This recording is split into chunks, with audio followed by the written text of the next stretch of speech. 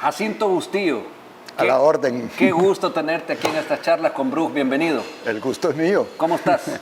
Bien, ahí vamos. Ahí vamos. Fíjate que yo quiero comenzar diciéndote que me pasó algo muy interesante hace un par de años que nos conocimos, porque yo, si bien ya llevaba, porque soy de esa generación de la transición, ¿verdad? Que se tiene que meter y se mete a las redes, pero empecé a conocer gente que no conocía yo en persona, pero nunca me había pasado a alguien de tu generación, de tu conocimiento y alguien tan metido también en las redes. Me refiero específicamente al Twitter, Twitter, ahora X, ¿verdad?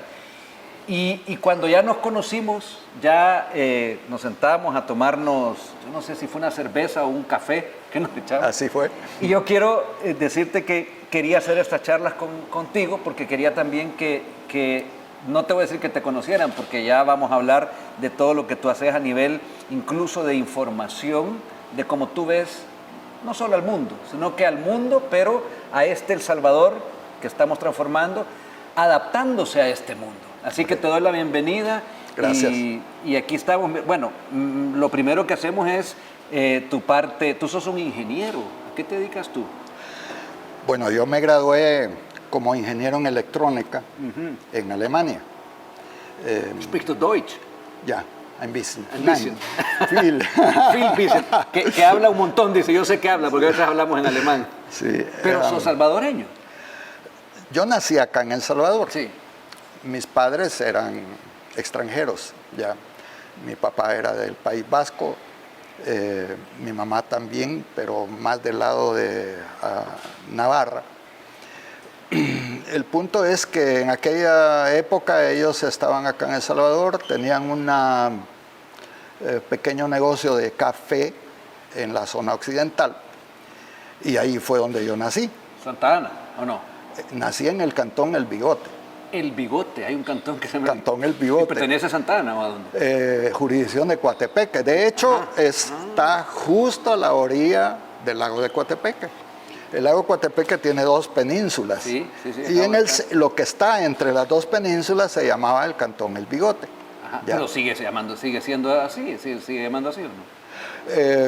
El lago de Coatepeque, sí, ¿verdad? Pero el cantón El Bigote. Sí. Okay. Este cantón queda entre Los Pinos, el cantón Los Pinos, que llega hasta arriba donde los Tinoco tenían sus fincas, el cantón Las Aradas, donde tenía su centro de operación aquel famoso pistolero interiano. Sí, interiano, conocido. Y el cantón Los Siete Príncipes, que está más cerca del Congo, que ahora ya no se llama Los Siete Príncipes, sino que se llama Los Seis Príncipes, porque como yo me vine a la capital, entonces... Perdió uno. Perdió uno. Pero ¿cómo llegan dos personas, dos vascos, tu padre y tu madre, al cantón El Bigote, ahí tan... tengo que preguntarte eso, porque es parte de nuestra historia también. Fíjate que mi papá migró a El Salvador justo después de terminar la Primera Guerra Mundial. ¿Ya? Él trabajó durante la guerra,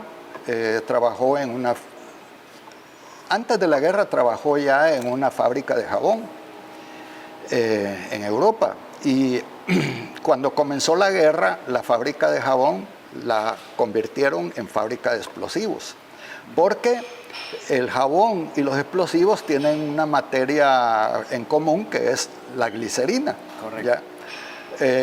Después de terminar la guerra, él migró primero a Cuba, porque ahí habían vivido unos hermanos de él, unos años. De Cuba pasó un rato a Panamá y de ahí vino a parar a El Salvador, que ya acá existía un hermano de él en Santa Ana.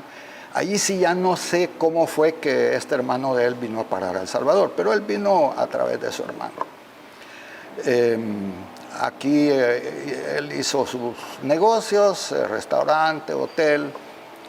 Ahí fue cuando después se casó ya viejo. Cuando yo nací él ya tenía 51 años. Imagínate. Y cuando nació mi ex hermano menor, él ya tenía 60. Sí, siempre haces énfasis esto del ex y siempre me caigo yo en la curiosidad periodística a preguntarte por qué, pero vos contestás si querés, porque nadie me ha dicho mi ex hermano, pero bueno, como querrás. Es que uno A sus amigos los puede escoger, a sus hermanos. Ya, ok, me queda claro. Ok. Entonces así llegan estos inmigrantes. Yo también soy, todos venimos de inmigrantes. En el fondo el mundo es un pañuelo donde nos vamos uniendo, pero vos decidís dedicarte, estudiaste aquí, la ingeniería. No, aquí no hice nada de universidad de estudios superiores. Yo terminé el bachillerato acá con los maristas, igual que tu papá. Mi papá, sí. Pero tenía 15 años. Ajá. Y, Bien bicho. sí. Pero mi idea era estudiar química, algo relacionado con eso. Y mi papá me dice, lo mejor es Alemania. Allá está tu tío tal, tu primo tal. Y sí, ciertamente después de la Primera Guerra Mundial y más después, migró una parte de la familia hacia Alemania. ¿De España a Alemania? Sí. Ya. Ellos estaban asentados en Bad Wildungen. No sé si Bad te Wildungen, suena. sí, me Eso suena. es una ciudad con baños termales Sí. que queda en lo que hoy es el estado de Thüringen. De ¿ya? Thüringen, sí. Bien al sur. Sur mediano, o sea, sur a la mitad. Suroeste, sí. que después pasó a ser parte de la Alemania democrática. Conoces esa historia, ¿verdad? Pues me fui para allá, me matriculé primero en Braunschweig. Me dijeron, sí, lo recibimos, pero usted no tiene 18 años y va a tener que esperar. ¿Qué hago? En ese entonces mi papá viajó para España, para Alemania, ahí enfermó. Fuimos al Tropen Institute en Hamburg, donde él ya estaba muy mal, de hecho murió en Hamburg. Y tuve que regresar con el cuerpo de él a El Salvador, aquí lo enterramos, porque había ya vivido cuántos años en El Salvador, sí, no sé por qué no se hizo salvadoreño, pero toda su vida la había pasado acá desde los 18, 19 años, ¿ya? Entonces, después de eso, a los meses regresé a Alemania, pero ya como que aquel entusiasmo por la química se desplazó hacia la electrónica. Y ahí quiero parar un poquito, porque una vez me contaste, la electrónica es un mundo fascinante. Yo no sé si te había contado que también pensé en estudiar electrónica. De chiquito jugaba con circuitos, me gustaba mucho, pero no lo seguí.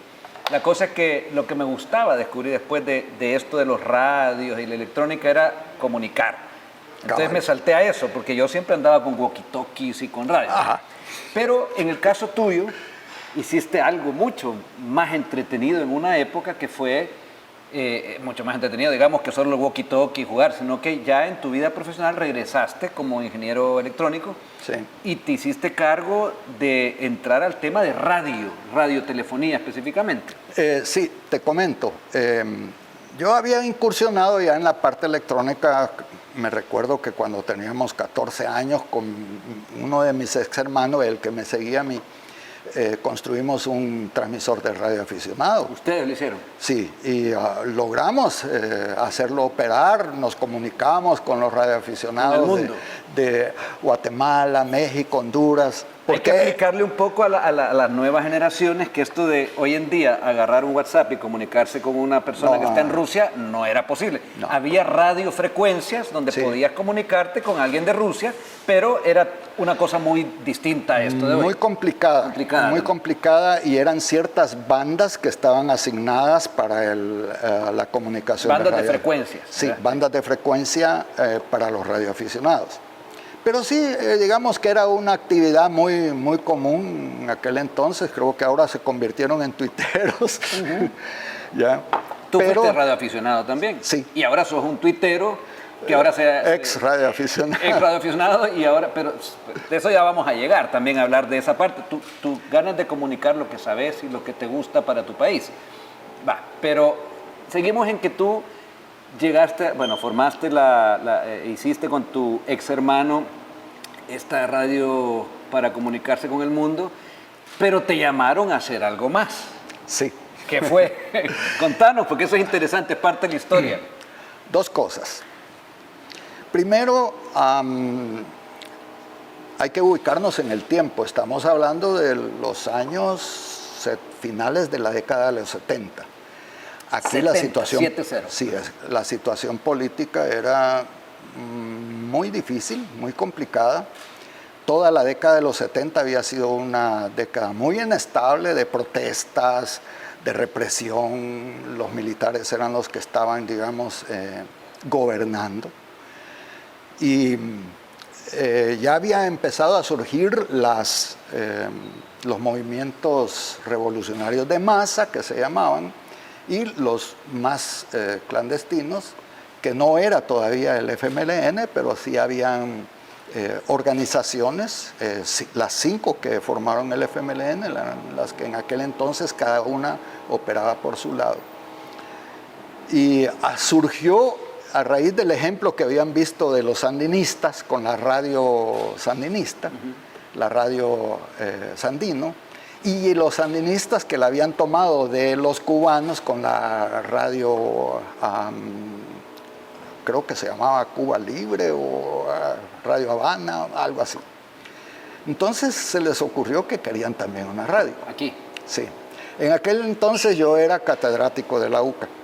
Yo impartía 2 cátedras, control automático, sistema electrónico de potencia, pero aquella parte del electrónico... Control automático y sistema de controles de potencia. No, control automático era una materia y la otra era sistemas electrónicos de potencia. O sea, algo muy específico en el Sí, área. de hecho, los sistemas electrónicos de potencia son los que hoy se utilizan con el control automático en los vehículos eléctricos, por ejemplo. Ah, ok. Ya Okay. son los que hacen que los vehículos eléctricos sean lo que son. Ya. Okay. Pues entonces el jefe del departamento de ingeniería en la UCA, el padre John Cortina, que en paz descanse, él tenía una muy buena comunicación. Él era vasco, yo ya conocía muy bien el País Vasco. Igual Ellacuría, el padre Ellacuría también era vasco, pero el padre Ellacuría era nacido en un pueblo muy cerca del pueblo donde había nacido mi papá. O sea, hicimos clic rápido con Segundo Montes, con Nacho Martín Baró también. Pero digamos que mi actividad de docente en la UCA me permitía a mí abordar ciertos proyectos, ¿ya? En algún momento alguien preguntó, ¿y sería posible que la guerrilla tuviera su propia radio? Le digo, ¿por qué no? Vos a lo tuyo, o sea, sí es posible hacer una radio. Sí, sin ningún problema. ¿Me estás diciendo que tú formaste entonces o ayudaste a la radio Venceremos? Técnicamente hablando, o sea, los circuitos, o te pusiste en el micrófono que alguna vez. No, en cabina no. En cabina no. Ahí habían otros. Ya. Otros personajes, eso es otra historia. Ajá. Pero digamos que el primer transmisor que se utilizó en la radio Venceremos fue un transmisor fabricado ya de fábrica, de marca, era uno de marca Viking.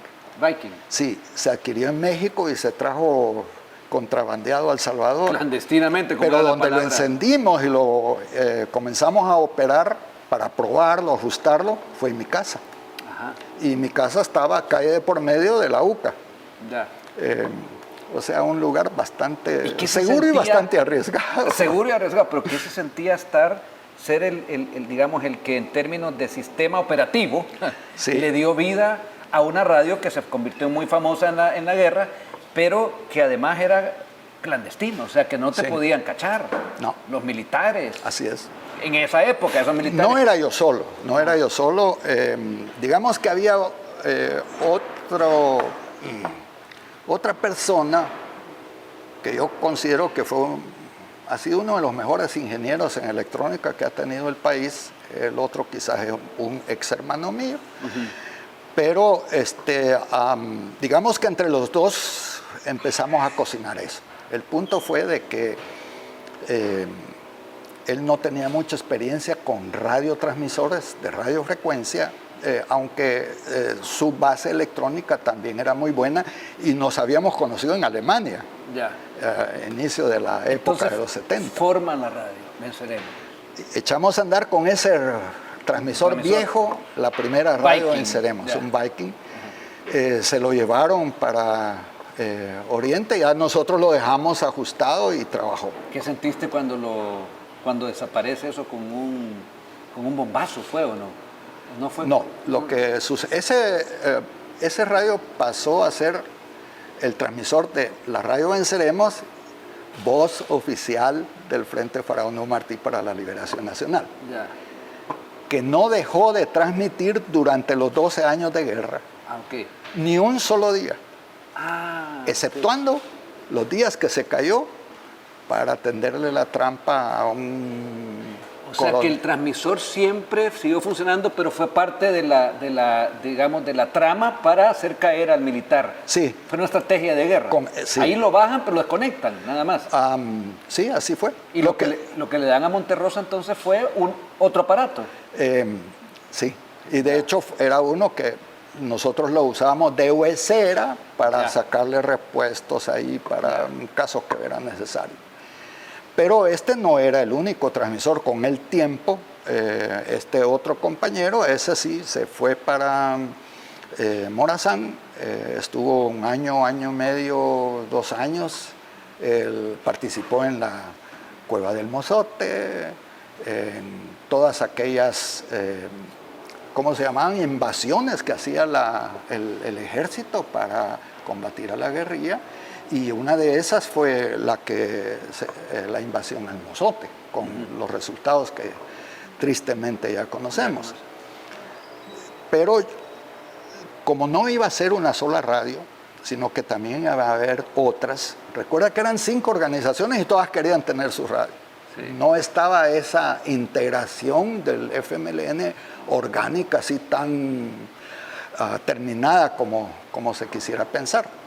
Pero yo trabajé también en el otro transmisor de la radio Faraón Martí, de las FPL, y también una radio WhatsApp, que era de la RN. Fueron ciertos proyectos, pero ahí no se quedó la cosa. Después tuvimos que trabajar las comunicaciones estratégicas, las tácticas. A todo esto todo bajo un secreto máximo. Absoluto. Nunca te tuvieron en la mira a ti los sistemas de inteligencia del Estado, ni nada. Nunca supieron quién era yo, solo por los seudónimos. A quien sí conocieron fue a mi amigo porque era demasiado conocido realmente. Ya. Sí, y no se puede saber quién era. Es historia, pero no quisiera darlo a conocer sin que él me lo eso es lo que me llega a hablar con vos, que tenés muchas cosas que hablar y está bien, pero en el caso tuyo ¿tú tenías seudónimo alguno que era el que más? ¿Eso sí, puedes contarlo? ¿No? Tenía ¿O tampoco varias. querés contarlo? No querés. ¿Cómo no? Me llamaban Rubén. Rubén. Sí, pero también tenía otros que eran nombres así como de ciudades. Yo también me llamé Toronto, ya. Algunas cosas. Ahora quiero que pasemos de toda esa actividad que fueron, porque tú sos un ingeniero en sistemas, ahora sos un ingeniero en sistemas, pero electrónica, y de hecho te dedicas todavía a la parte financiera contable ya con las tecnologías actuales, porque un ingeniero nunca se desactualiza, al contrario, se actualiza todo el tiempo. Pero a ti te vemos yo lo voy a plantear como yo lo veo. Aparte que es un claro apoyo, pero tú estás apoyando a lo que le pasa a El Salvador. Sí. Y por ende te he visto yo, y porque tenés una experiencia, que podés hablar desde bastantes mandatarios, gobiernos. Osorio, de ahí para acá. Que lo que hacen ahí Bukele te gusta, pero no solo te gusta, sino que tú con tu mente también has puesto en números, en estadísticas, por ejemplo, el tema de la disminución de la delincuencia basado en los muertos por violencia. Vemos unas entregas tuyas muy detalladas que hasta pones el margen de error que podría haber en eso. Pero tú, digamos que estás viendo como salvadoreños, lo que yo puedo interpretar, y corregime si me equivoco, que este país sí tiene una forma de ser funcional, que es lo que muchos salvadoreños decíamos en una época, no, esto de aquí mejor me voy porque aquí no se puede. ¿Cómo lo veo yo? El subdesarrollo tiene nombre y apellido. ¿Ya? Y el subdesarrollo lo llevamos en la mente. no se explica con carencia de recursos materiales de un país, con su ubicación geopolítica. El clima, ¿no? nada de eso. Por ejemplo, yo no conozco un país más pobre en recursos materiales que Suiza. No hay carbón, no hay hierro, no hay petróleo, no hay nada más que montañas de piedra y nieve. Y suizos. Suiza. Correcto. Pero hay países que tienen los mejores, los más grandes yacimientos de cobre, Chile, de estaño Bolivia, mira los yacimientos de petróleo que tiene Venezuela, México. Y no saben. ¿Y qué hacen con eso? ¿Verdad? Entonces, ahí debe ser otra la explicación. Debe ser otra la explicación. Entonces, yo que fui testigo de... Como Osorio estaba muy pequeñito, yo oí hablar a mi papá. Después vino Chema Lemos, después vinieron triunviratos, juntas revolucionarias de gobierno, generales, coroneles, hasta el 79. Y después vinieron ya otras formas cuando terminó la dictadura militar. Pero, ¿cuál es la constante en todo esto? Y si nos podemos remontar al general Maximiliano Hernández Martínez, al que conocí personalmente, en Johns Hopkins, en Baltimore. Él era paciente, igual que mi papá en aquel entonces, en el hospital. ¿Lo conociste? Y el cónsul de El Salvador en aquel entonces, en Baltimore, era Tony Cabrales, viejo, Ya. porque existe otro Tony Cabrales que creo que fue ministro cuando Cristiano. Sí, de medio ambiente o de... No, de economía, de creo economía, que fue. Sí, Tony Cabrales. Tony Cabrales. Pero fíjate que la constante que yo veo de lo que viví y de la historia inmediata anterior con la revolución del 32, con aquel genocidio horroroso que mi mamá lo vivió y vivió toda su vida atemorizada con ese trauma. Todo eso habla de que ningún gobierno, ningún mandatario, por más que dijeran, jamás logró que El Salvador se encarrilara en una ruta de desarrollo sostenido. Y lo has visto ahora. Ahora estoy viendo ya esos indicios, pero no de ahora. Yo no he sido muy fan de las redes sociales. Mi hija me abrió un perfil en Facebook. Tenés un montón de seguidores en Twitter. Lo que sucede, Carlos, es que yo de mi gusto no he estado metido en las redes sociales. Mi hija abrió un perfil de Facebook y no sé cómo fue que fue a parar el de Twitter. Twitter siempre me escribía, mire, ¿cuándo vas a hacer? Escribe algo. Pero cuando en el 2018 comencé a ver lo que se estaba perfilando para El Salvador, con el desgaste de las dos fuerzas protagónicas que habían sido hasta entonces, de derecha y de izquierda, porque eso sí sigue, se los puede ubicar geométricamente en esas posiciones, y que ninguna de ellas, a pesar de haber gobernado durante bastante tiempo, no solamente del nuevo tiempo de la nueva democracia perfecta, ya el balance de poderes, los pesos y contrapesos, sino que si nos remontamos más allá, no había nada que dijera, El Salvador va por buen camino. Definitivamente mucho que hablar. Te voy a estar invitando a estas charlas porque aparte tú conoces, tenés una forma de ir, no solo conociendo, hay mucha gente que vivió, pero que después no te sabe traspasar muy bien a lo que estabas diciendo de cómo viene ese cambio. En el 2018 tú lo observaste. Contame condensadamente qué es lo que te hace decir, utilizo las redes para contar lo que veo, pero también poner esos números, porque tú me diste las cosas que yo leo de Bustillo, de J. Bustillo, como sale ahí en el ex, ¿verdad? Y yo los invito a buscarlo, los que no son seguidores, aunque tienen un montonazo, que todo lo que tú decís y opinás está basado siempre en un dato científico, en un dato numérico. Sí. Ya. ¿Qué es lo que te hace entonces darte cuenta y empezar a decir, por aquí sí vamos bien? Mira, en primer lugar, los hechos, ¿ya? Y eso es lo que da a conocer a las personas.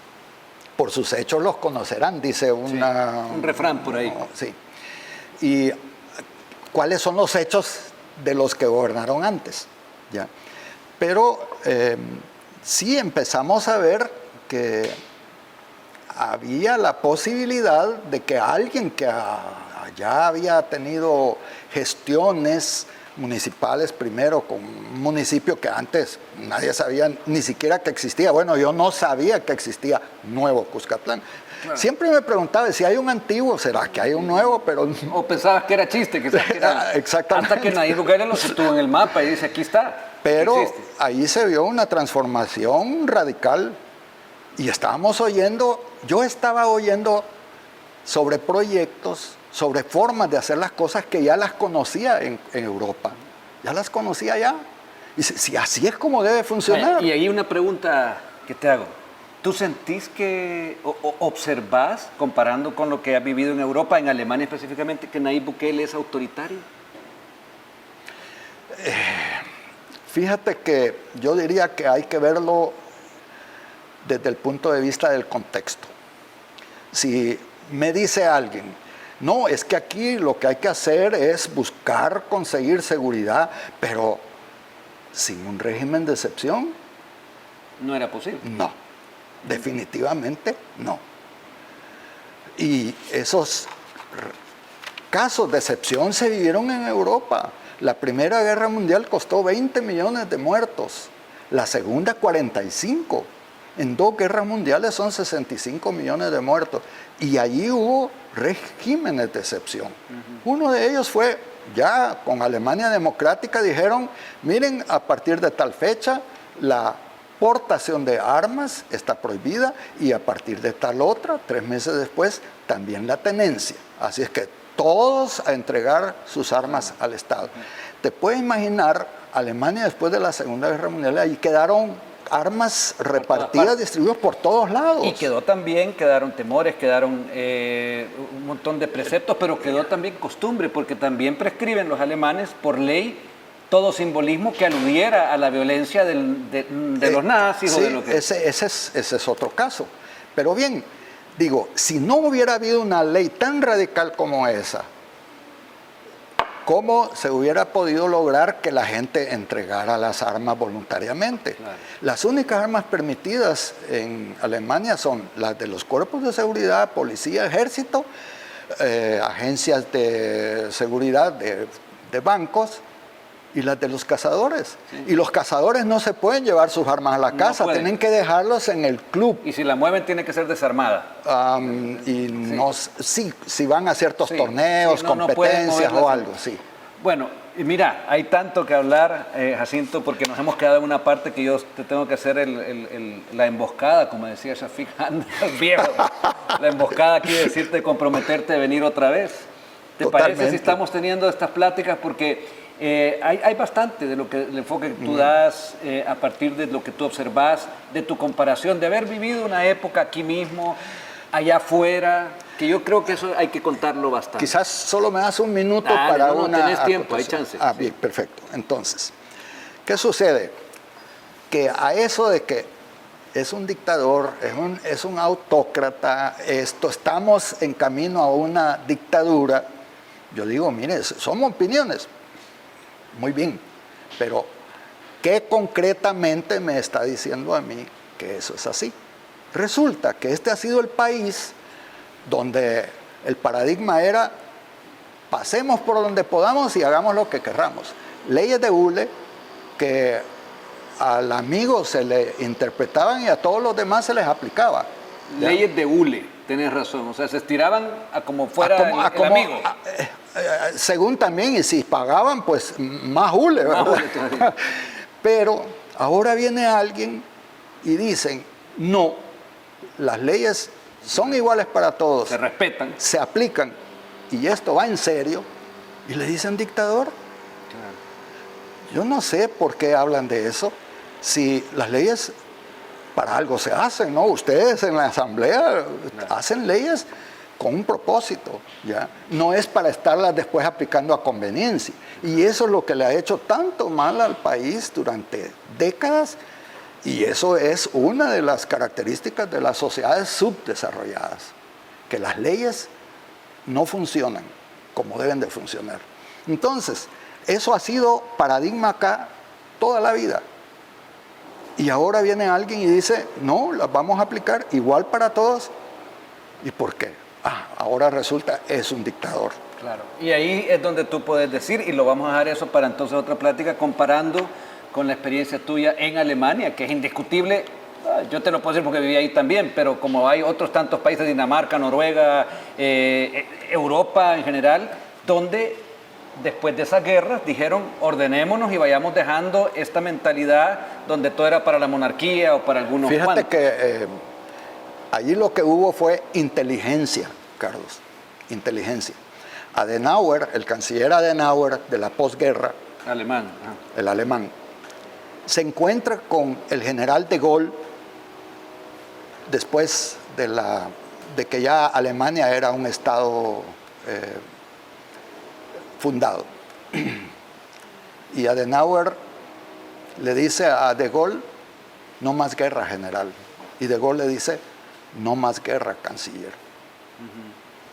Ok, pero ¿cómo hacemos para que esto no se vuelva a repetir? 60 millones de muertos.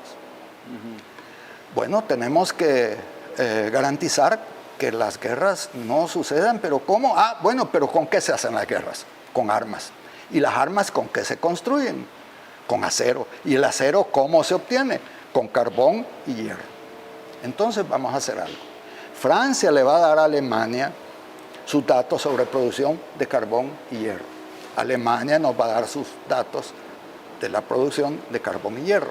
Y vamos a ver qué hicimos con esos rieles para ferrocarriles, locomotoras, barcos, y vaya usted a saber qué cosas más.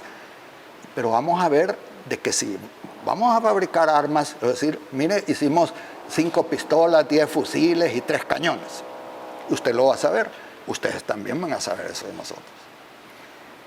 Eso dio tan buenos resultados que después dijeron, también podemos hacer lo mismo con el trigo, también podemos hacer con la leche, y se funda La Unión. El mercado común europeo. Sí. Eso después, eso es un desarrollo que ha tomado décadas. ¿Ya? Después de eso vino la Comunidad Económica Europea, después vino la Comunidad Europea y hoy es la Unión Europea. ¿Ya? 27, 28 países donde se hablan 23 idiomas diferentes y tienen una sola moneda y no hay fronteras entre ellos. Pero aquí, para pasar de una tonterita de país a otra tonterita de país más pequeña, tenés que hacer una cantidad de trámites y hoy ya no es tanto.